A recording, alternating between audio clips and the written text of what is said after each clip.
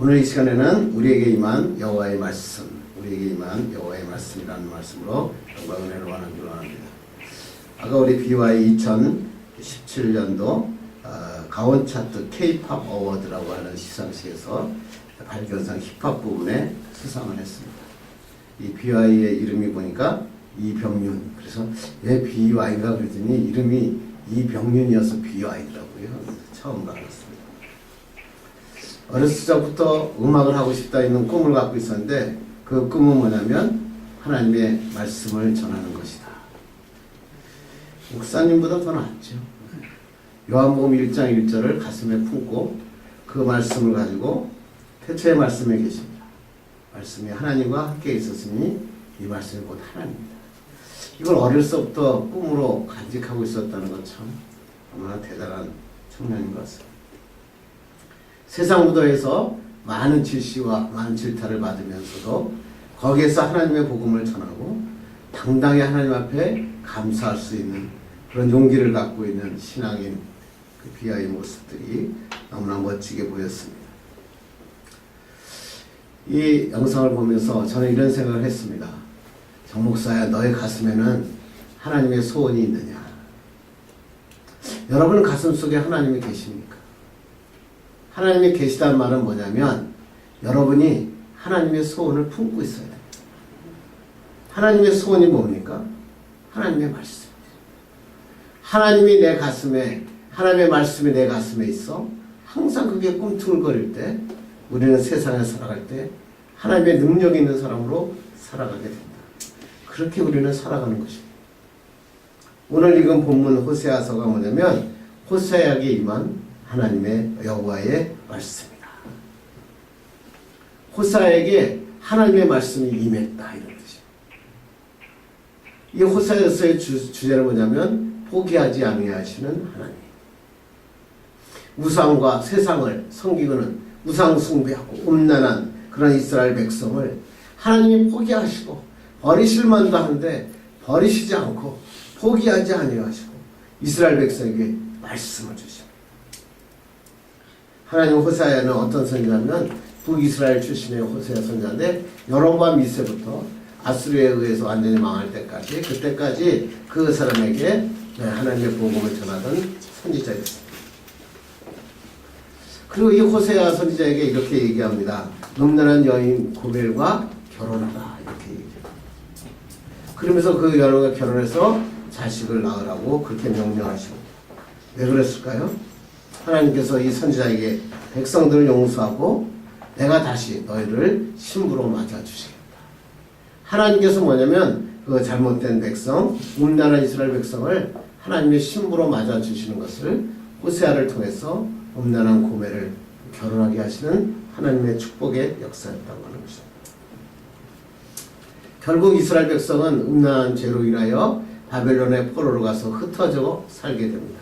그러나 하나님께서는 그 포로에서 귀환하게 하시고 그 다윗의 자손 예수 그리스도를 통하여 전 세계를 구원하는 믿음의 백성으로 만들어 주셨습니다. 하나님의 말씀이 임하니까 죽어가던 영혼들이 새롭게 살아나는 놀라운 역사가 일어났다라고 하나님께서 말씀하신 것입니다. 우리의 삶을 살아가면서도 어떨 때는 내가 가진 것이 흩어져 버릴 때가 있더라. 가족들이 흩어지고 내가 가지고 쌓아놓았던 물질들이 흩어지고 돈들이 흩어지고 다 흩어지면 어찌할 바를 몰라서 그러면서 걱정하며 근심하며 오히려 두려워할 때가 있습니다. 그런데 이때 하나님의 말씀이 임하면 이 모든 흩어졌던 것이 축복으로 바뀌는 놀라운 역사가 일어납니다. 오늘 우리 호세아의 말씀인 것입니다. 그래서 오늘 하나님의 말씀을 통해서 하나님의 말씀은 어떻게 임할까? 그리고 하나님의 말씀은 우리에게 뭐라고 말씀하시는가? 성경을 통해서 은혜 받고 말씀 나누길 간절히 바랍니다. 어떤 목사님이 이렇게 얘기하더라고요. 신앙생활을 방해하는 데는 세 가지 원수가 있다. 첫째 원수는 뭐냐면 소음. 소음 뭐야? 세상에서 너무 많은 소리가 있다. 하나님의 말씀만 들릴 줄 알았더니 보니까 세상에는 여러 가지 소리들이 너무 많이 나가서 하나님의 말씀, 나를 되돌아볼 수 있는 시간이 너무 없어서 신앙생활을 방해하고 있다 하는 것입니다. 두 번째는 분주함이라. 너무 바쁩니다.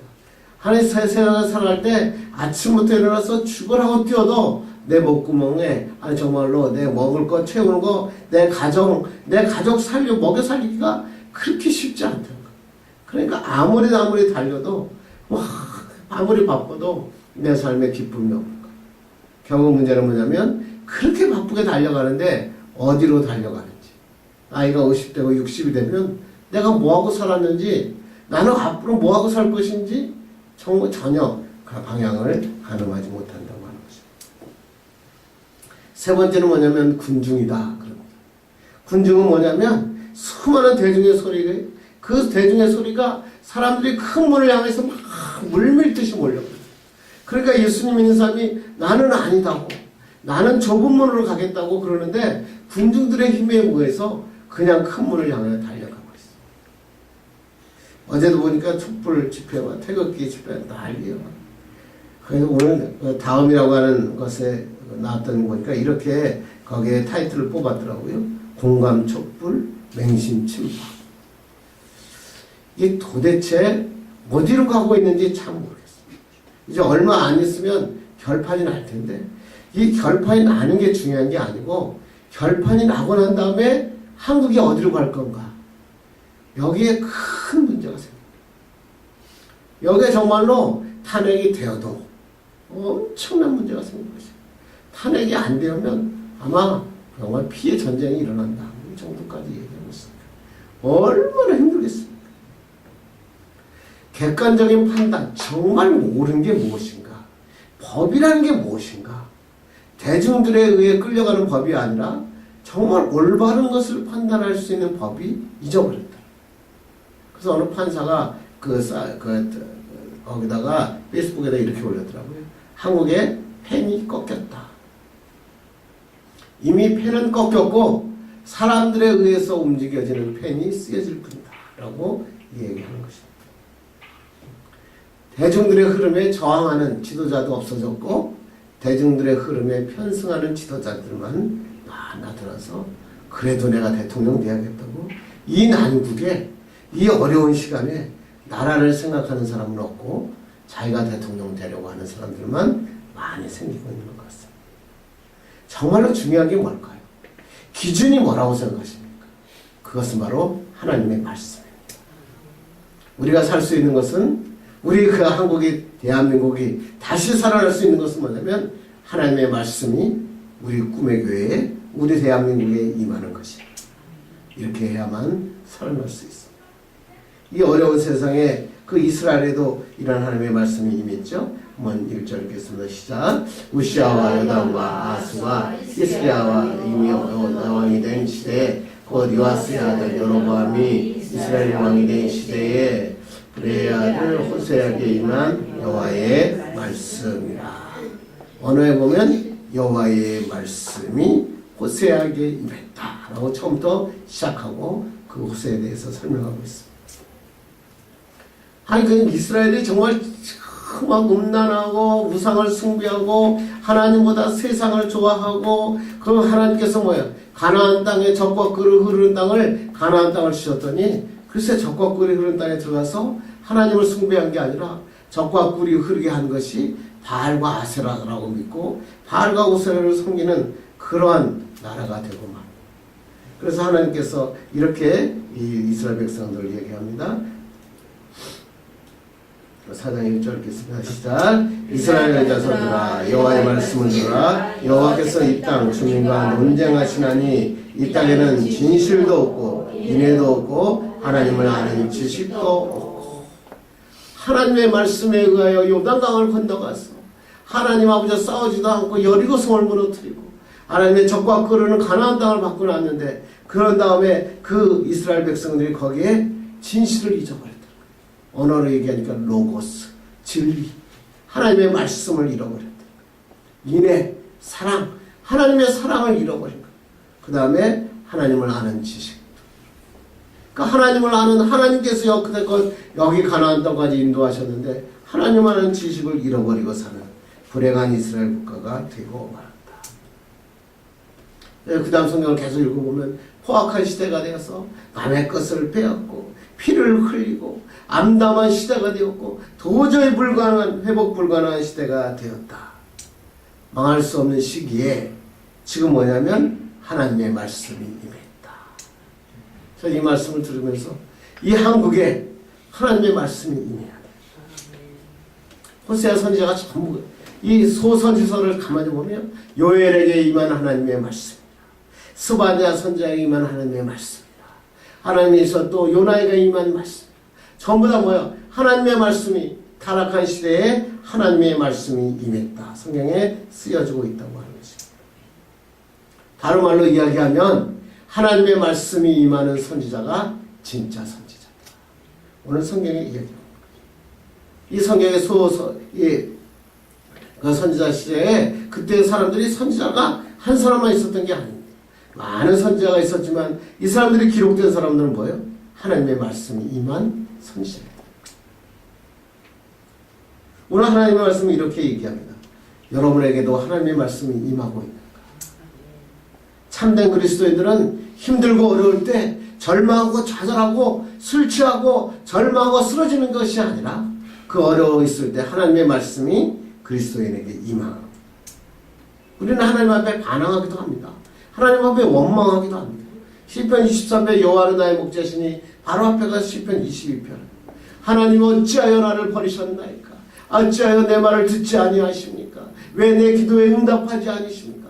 하나님 앞에 원망하고 불평하고 하나님 앞에 대듭니다. 그런데 결국은 뭘까요? 하나님의 말씀이 임합니다. 그래서 23편에 뭐예요? 여호와는 나의 목자시니 내게 부족함이 없도다. 하나님의 말씀이 임하면 바뀌어요. 그래서 어떤 사람은 이렇게 설교 시간에 설교를 듣다가 우리 자녀 때문에 막 고민하며 막 기도하고 있었는데 도저히 해결할 수 없는 거예요. 그런데 가는데 설교를 듣는데 갑자기 하나님께서 설교를 통해서 목사님의 말씀을 통해서 하나님의 말씀이 내 가슴에 팍 박힙니다. 그래, 하나님이 이렇게 나에게 축복하시는구나. 하나님이 이걸 나에게 보여주시구나. 그러니까 설교를 듣다가 아멘, 할렐루야 이렇게 받아들인 거예요. 그게 뭐예요? 하나님의 말씀이 임하는 것입니다. 사업의 문제가 도저히 해결이 안 되는 거예요. 아무리 해도 끝이 없는 거예요. 이게 시작한 것도 아니고 안 한 것도 아니고 돈은 계속 들어가는 거예요. 어찌할꼬 하나님 앞에 하고서 번민하며 죽을 것 같은데 하나님의 말씀을 듣는데 하나님의 말씀이 내 가슴에 확 박혀요. 두려워하지 말라. 내 능력 제신 자에서 모든 것을 할 수 있는 내가 합력하여 선을 이루시는 하나님이시다. 이 하나님 말씀 내 가슴에 확 박힐 때 그때 막 감사히 가지고 하나님 감사. 그러면 세상에 나가면 승리하게 돼요. 그런데 어떤 사람은 교회를 오래 다니다 보니까 설교 시간에 아무리 말씀을 들어도 말씀이 나하고 관계없이 들리는 사람. 아유 빨리 몇 번 설교하시나 한번 재야겠다. 저 말씀을 좀 제대로 하고 있는 걸까? 이렇게 하면서 하나님의 말씀을 듣는 사람이 있어요. 이런 사람들은 하나님의 말씀이 임하지 않으니까 항상 마음에 입술에 불평을 합니다. 하나님의 말씀이 아니라 교회에 대한 불평을 가지고 살아가는 사람이 있어요. 그들을 만나보면 장로님인데 심지어는 목사님인데 하나님의 냄새가 안 나요. 세상의 냄새가 나는 거예요. 어떤 사람 만나보면 교회 안에서 만났는데도요 세상의 냄새만 나는 거예요. 그럴 때 저 목사는 굉장히 가슴이 아프죠. 교회에 와서는 하나님의 냄새가 나요. 프랜시스 세퍼라고 목사님이 거기 계시는 하나님이라는 책에서 이렇게 얘기합니다. 하나님은 거기 계실 뿐만 아니라 침묵하지 않으신다. 하나님이 우리 안에 계시다고요? 정말 믿으십니까? 그러면 하나님은 우리에게 지금도 말씀하고 계신다. 절대 침묵하시는 분이 아니라 지금도 우리에게 저 목사야. 내가 너를 다 알아라. 너의 모든 것 내가 알아라. 하나님께서 우리에게 말씀하고 있다고 하는 것입니다. 이 목사님이 이렇게 해요. 현실의 문제점은 뭐냐면요. 우리가 여러 가지 경제적인 상황, 정치적인 상황이 아니라 우리 안에 하나님이 계신 것을 알지 못하는 것이다. 이 하나님이 계신 것을 어떻게 할 수 있다고요? 하나님의 말씀을 통해서. 하나님의 말씀을 읽다가 설교를 듣다가 하나님의 말씀이 내 가슴에 갑자기 콱콱 부딪히고 막 주님의 말씀이 막 심령골수가 쪼개지는 거예요. 애통하기도 하는 거예요. 회개하기도. 제가 저녁 기도하는데 6개월 정도 됐다 그랬죠. 6개월 동안 서젖은 선지자 전부 강의하고, 이제 호세아만 하면은 성경이 66권 시편만 빼고는 다 강의해야 됩니다. 처음에 저녁 기도회를 시작하면 처음에 누가 나오나, 우리 가까운 데 있는 성도들이 처음에 나오니까 이 사람이 모이니까 좋구나. 그런데 어떤 사람이 안 나오면 왜 안 나왔지? 무슨 일이 있을까? 그런 생각을 하는 게 그게 관심이었어요. 그런데 이 말씀을 계속 준비하다 보니까 말씀이 너무 좋은 거예요. 이야, 이렇게 좋은 말씀이, 내가 성경을 읽고 내가 설교를 해도 전체를 읽어보지 않고 자꾸만 그 말씀에 그 구절만 뽑고 자꾸만 설교를 하다 보니까 정말 그 하나님 주시는 그 은혜를 깨닫지 못했다. 그러니까 너무나 기뻐. 기도하기 전에는 두려움도 오고 걱정도 오고 근심이 오는데 일어서는 순간은 행복한 거예요. 야, 저녁 기도회가 없었으면 내가 어떻게 살았을까? 그래서 저희 집사람하고 항상 너무 좋다. 두 사람이 오면 어쩌고 세 사람이 오면 어떻고, 하나님의 말씀이 전해지고 하나님의 복음이 전해지고 하나님 앞에 기도할 수 있는 건 너무나 행복하다. 이 말씀 무슨 말일까요? 여러분에게 힘들고 어려울 때 하나님은 침묵하지 않으시다. 여러분에게 하나님은 지금도 말씀하고 있다는 것입니다. 여러분이 하나님의 말씀을 듣는 여러분 되기를 간절히 바랍니다. 그런데 어떻게 하나님이 말씀하실까요? 여러분이 생각하는 하나님의 말씀은 어떤 말씀이라고 생각하십니까? 오늘 본문을 한번 보겠습니다. 한번 4절 읽겠습니다. 시작. 여호와께서 호세아에게 이르시되 그 이름을 이스라엘이라 하라. 조금 후에 내가 이스라엘의 피를 내 이후의 집에 갚으며 이스라엘 족속의 나라를 폐할 것입니다.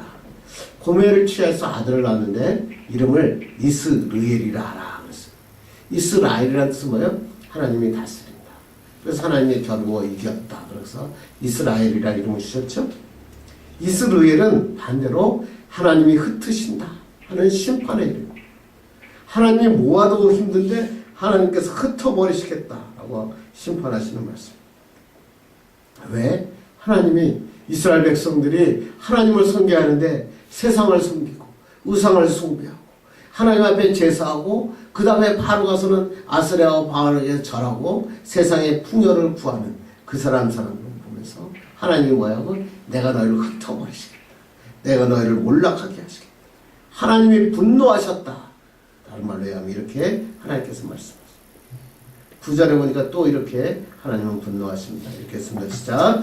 여호와께서 이르시되 그 이름을 로암이라 하라. 너희는 내 백성이 아니요 나는 너희 하나님이 되지 아니할 것입니다. 무서운 얘기죠. 로암미 아니다. 암미 내 백성. 로암미는 뭐냐면 내 백성이 아니다 라는 뜻이에요. 하나님의 백성인데 하나님이 이스라엘 백성을 내 백성이 아니라 이렇게. 하나님이 완전히 흩어버리시고 하나님께서 내 백성이 아니라고 하시고 내가 너희 하나님이 아니다. 이렇게 하나님께서 분노하고 있다고 하는 것입니다. 왜 하나님이 분노하셨을까요? 하나님이 이스라엘 백성을 포기하지 않으셨다. 이스라엘 백성을 만약에 포기했다면 하나님이 아무런 얘기 안 할 거예요. 애굽이 아무리 잘못하고 아무리 그 다른 나라가 잘못해도 하나님은 놔두시는데 이스라엘 백성이 잘못하니까 하나님이 분노하시는 것입니다. 사랑의 반대말이 뭘까요? 미움? 아니다. 사랑의 반대말은 뭐예요? 무관심이다. 그렇죠? 이혼상담 전문가가 이렇게 얘기합니다. 서로 부부가 싸워가지고 이혼상담을 하러 오면 이 이혼상담사는 이렇게 얘기합니다. 이 사람들은 이혼하지 않을 거야. 안다 그럽니다. 그런데 이 사람이 딱 왔는데 이미 완전히 냉랭해진 거예요. 서로에 대해서 무관심한 거예요. 잘못한 거 잘한 거 할 필요 없다는 거예요. 그냥 나는 포기했다는 거예요. 그리고 무관심한 모습을 보면 이 사람들은 이혼할 것이다. 이렇게 자기는 판단한다고 그럽니다. 최근에 들어서 이혼 결정 과정 분석이라고 하는 논문을 어떤 사람이 썼는데요. 참 최근에 들어서 그 이혼을 왜 할까? 그 결정을 해봤다 그래요. 그래서 갈등 요인을 분석했더니 1위가 뭔지 아세요? 배우자의 무책임한 태도가 40.4%, 무관심이 23.1%, 소통의 어려움이 15.4%, 무관심 무책임이 무려 몇 프로예요? 65%. 건 70%가 배우자에 대한 무책임과 무관심에 있었다. 그러면서 이 논문은 이렇게 얘기합니다. 옛날에는 그 이혼하는 사유가 뭐냐면 외도가 1위였다. 남편 외도 아니면 또 여자 외도. 또 두 번째가 뭐냐면 성격 차이. 서로 성격이 잘 안 맞아서 이혼했다. 그런데 요새 이혼의 절대적인 전은 뭐냐면 무책임과 무관심. 그래서 한국 사람들 조사해 봤더니 50대 이상들은요 그 각방을 쓰는 사람들이 너무나 많다. 한국인 사람이 1000명을 모아갖고 조사를 했다고요. 세 쌍 중에서 한 쌍은 뭐냐면 하루에 30분 이상 부부간에 대화하지 않는다. 그 대화가 끊어진 거예요. 부부가 따로 자는 거예요. 부부가 아무 말도 안 하고 사는 거예요. 그러니까 뭐예요? 불행한 거예요. 그러니까 그 사람들이 이혼을 결정하게 되면 바로 이혼을. 그런데 옛날 사람들은 뭐예요? 싸웠단 말이에요. 죽으라고 싸웠단 말이에요. 내 새끼 아니다, 네 새끼다. 그러고 막 싸우고, 막 죽으라고 싸웠는데 뭐예요? 결국은 헤어지지 않습니다. 저도 이제 교회에서 새벽 기도 때 이렇게 교회 오면요. 옆에 편의점이 하나 있어요. 편의점 오면 요새는 좀 덜한데, 좀 날씨가 풀리면 한 새벽 5시 반 정도 되면요. 그 3, 4, 5 중고등학생들이 나와가지고 담배를 피워요. 옛날에는요, 우리 때 담배 피우면 뭐라고 했어요? 쫓아가가지고 담배 꺼. 막 그랬는데요. 요새는 저도 지나가면서 본체 많죠. 많은 사람들이 그 앞을 지나가거든요. 아무도 그 학생들에게 뭐라고 얘기하는 사람 하나도 없습니다. 왜 그럴까요? 관심이 없다. 걔네들이 내 아들이 아니겠다. 이제는 관심이 없다. 그렇게 얘기해요. 그런데 만약에 거기에 내 아들이 있다면 제가 어떻게 했을까요? 야, 너 거기 왜 있니? 지금 여기서 너가 이거 할 테니? 그리고 화를 내고 집에 가서 막 혼을 냈을 거야. 왜? 내가 사랑하니까. 오늘 하나님이 이스라엘 백성에게 왜 분노하실까요? 하나님이 포기하지 않으십니다. 이 한국 교회들 보면요, 참 재밌어요. 제가 청년들을 많이 해봤으니까 청년들을 보면요, 교회에 대해서 분노하는 청년들이 없어요. 옛날에 제 청년 때는요, 교회 가면요, 청년들이 모이면 교회에 대해서 분노합니다. 아니, 교회가 이렇게 할 수가 있습니까? 왜 교회가 이런 방향으로 갑니까? 그래서 청년들이 와서 분노합니다. 그러니까 목사님들이 청년들이 자꾸 무섭다고 그랬어요. 그런데 여기서 청년들은 교회에 대해서 분노하는 청년들은 하나도 없대요. 그냥 내가 하고 있는데 너 어떤 목사님이 좀 자기에게 나쁘게 했다 뭐 이런 것 때문에 분노하지, 그 교회가 잘못되고 있다는 것에 분노하고 있는 청년들이 없어졌다. 왜 그럴까요? 교회를 사랑하지 않아요. 교회는 단순히 교제의 집단, 양육의 집단일 뿐이다. 이렇게 얘기하는 것입니다. 청년들만 그런 게 아니라 목사님들도 마찬가지. 목사님도 설교할 때 책망하는 설교하는 목사님이 없다는 거예요. 다 축복받는다. 우리 교회 오면 축복받는다. 우리 교회 오면 잘 된다. 우리 교회에 와서 잘된 사람이 누구냐. 그리고 설교한다 그러죠. 왜 설교할까요? 뭐야? 내가 너를 책임지지 않겠다. 너희들이 잘못한 것은 너희들이 알아서 해라. 나는 너에게 좋은 얘기만 하겠다. 진짜 목회자로서의 사랑을 잃어버렸기 때문이라 그렇게 얘기합니다. 하나님께서 우리에게 오늘도 우리에게 하나님께서 말씀하십니다. 하나님은 여러분을 보고 분노하십니다. 왜 하나님의 말씀대로 살지 않냐? 왜 목회자가 두려워하느냐? 왜 목회자가 두려워 떨고 있느냐? 하나님은 우리에게 분노하고 계신다고 하는 것입니다. 왜 그럴까요? 나를 너무 사랑하시기 때문에. 여러분을 너무나 사랑하시기 때문에. 너는 세상으로 향했던 눈을 주님께로 돌려라. 주님께로 돌려라. 계속 우리에게 말씀하고 있습니다. 하나님의 말씀이 이해가 되지 않더라도 하나님은 하나님의 말씀대로 살기를 원하신다는 것입니다. 그리고 이 하나님의 이 분노의 말씀은 결국 결론은 이렇게 되어집니다. 우리 10절 읽겠습니다. 시작. 그러나 이스라엘 자손의 수가 바닷가의 모래같이 되어서 헤아릴 수도 없고 셀 수도 없을 것이며 전에 그들에게 이르기를 너희는 내 백성이 아니라 한 그곳에서 그들에게 이르기를 너희는 살아계신 하나님의 아들들이라 할 것이라. 하나님이 분노하셨잖아요. 하나님께서 너희들이 하나님께서 흩어버리시겠다. 그렇게 얘기하십니다. 그리고 난 다음에 10절에 딱 가서 어떻게 하셨어요? 하나님께서 너희 자손을 바닷가의 모래같이 풍성하게 하셨습니다.